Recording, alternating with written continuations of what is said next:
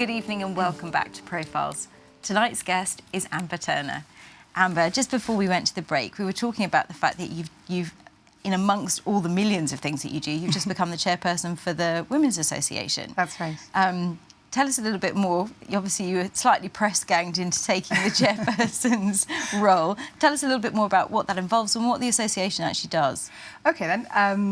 Well, actually, the first thing that we all decided as a group was that rather than have a kind of pyramid structure hierarchy, that we would work as a team. And I think that works much better. So that none of us have sort of overall responsibility, but we'll all share the responsibility of what it is we want to achieve. We decided that, like any organisation, to keep up with the times, you have to kind of reinvent yourself. So we've got a logo competition out at the moment, which is for somebody to basically design a new logo for the Women's Association on the theme of empowerment, because our mission statement, which we've created this year, is empowering our community, which tells people really what we're about. At the same time, we're rewriting the Constitution, we're coming up with a code of conduct, and aside from the rebranding, there's some other exciting projects coming up, which different committee members will be heading. So it's going to be interesting times ahead. Are there sort of certain key things that have remained the objectives of the association over the last few years, and have those changed, with the times at all? Certainly, of course, the association will be 50 years next year. The kind of issues that affect women today are very different to the ones that the women in Gibraltar were facing 50 years ago. Hats off, as I say, and all due respect to the trailblazers, because they were amazing. I mean, at the time, that they kick-started this off, times, as I was saying, were very, very different. And if women today are still complaining about discrimination and, and harassment and so on, can you imagine what it would have been like 50 years ago? So hats off to them for having the courage and the determination to get it started.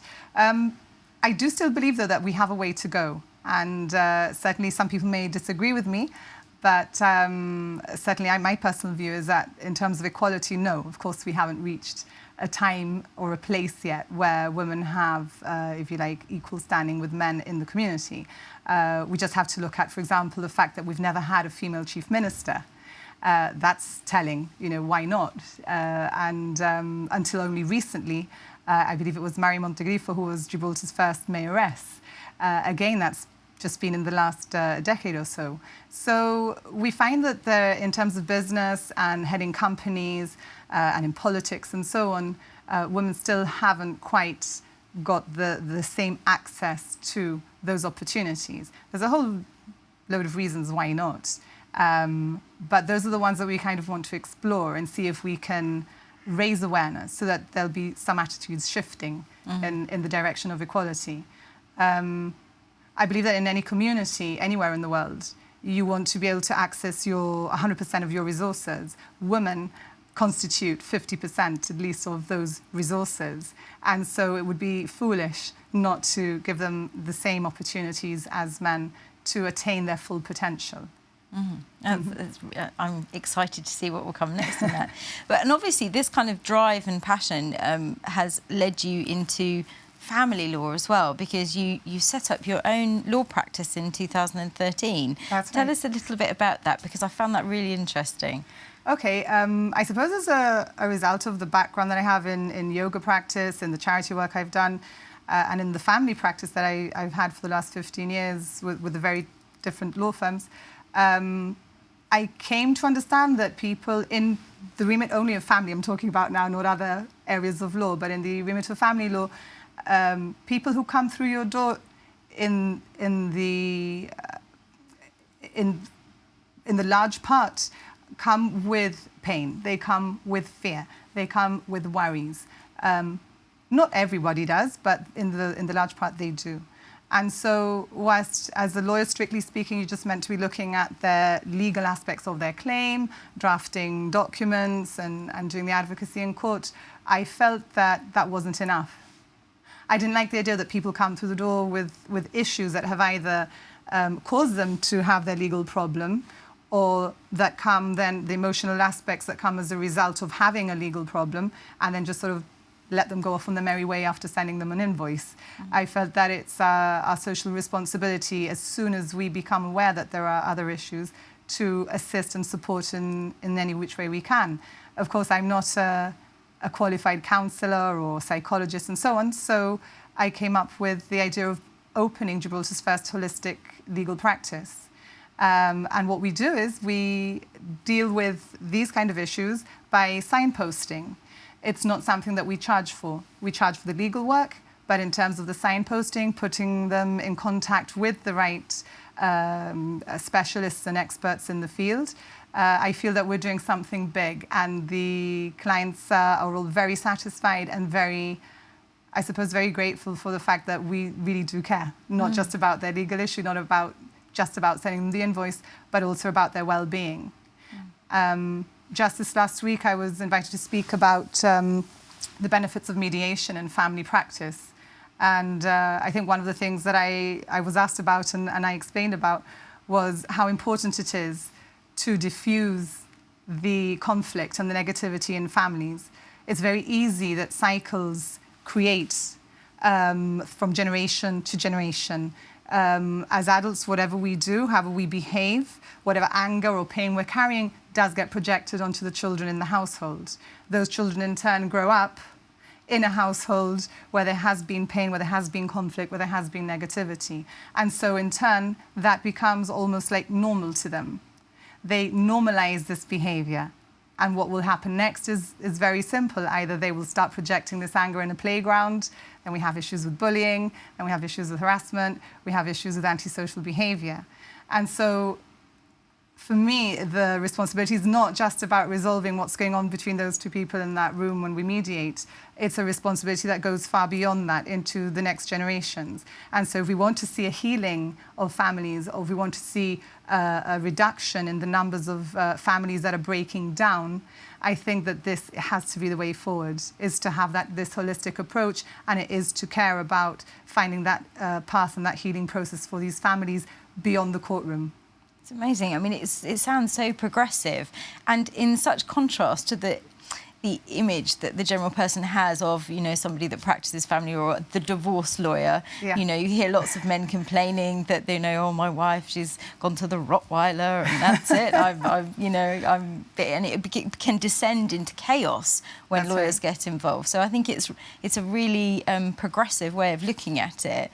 And Thank you. were you motivated to do that because you felt that perhaps it was a bit too mercenary law in itself, the line of the law?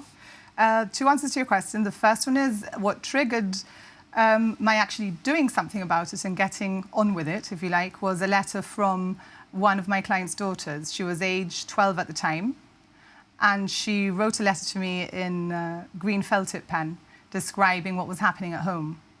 And when it came to parts of her letter that she wanted to highlight to me, she actually changed colour pen and wrote, "Amber, please help us." That moved me to tears, I have to say. It really did move me to tears. Gosh, I'm going to get emotional now. And so I thought, OK, all this talk, no, time to take action and time to do something about this. So I did. In terms of how law firms work, I have to have all due respect for every law firm in Gibraltar. I mean, they're pillars of our society, and I'm very grateful for the training I had in each one of them.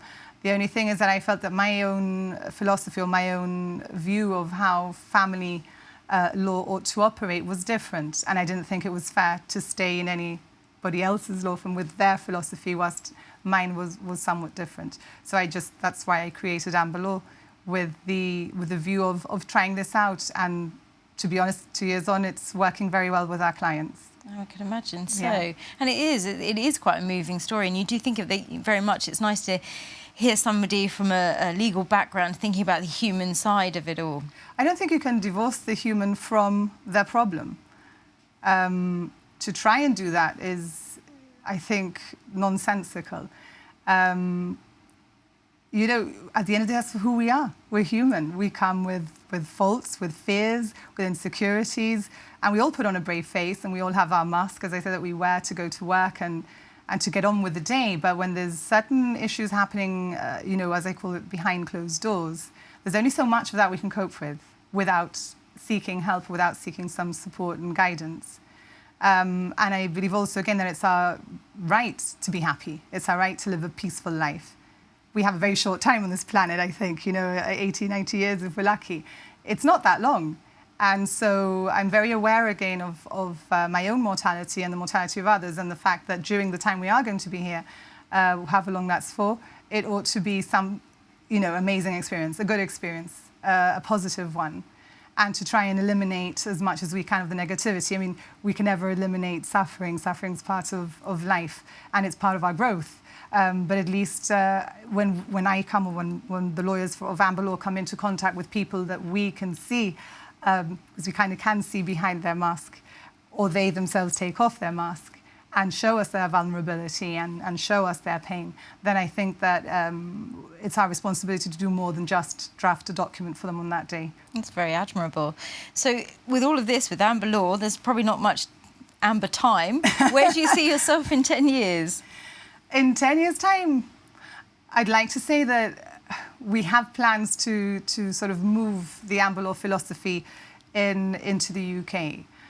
So aside from spreading the message here in Gibraltar, there's already interest in England for me to go over and start sort of spreading the news there as to what it is we do and why we do it, who we are, what we do and why we do it.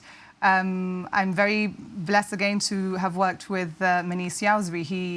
He's got what's called the Essence Foundation in London. He offers workshops for families, for individuals that run over weekends, and he's now got a book out as well, published with Louise Hay's House, which has been translated into God knows how many languages. We work quite closely together, and so again, clients of ours who I feel will benefit from working with Manis, we recommend go to his courses, and that's a link that we do still work with in London, in the UK. Good. Exciting times ahead for you. I hope so. It's always exciting. Thank you so much for coming on. We've run out of time, and I feel like we haven't even scratched the surface. So thank you so much for coming on, and please, when you do get to that next stage, come back and tell us more. Thank you. Thank you so much for your time and for listening. Thank you for watching. Join us next week on Profiles.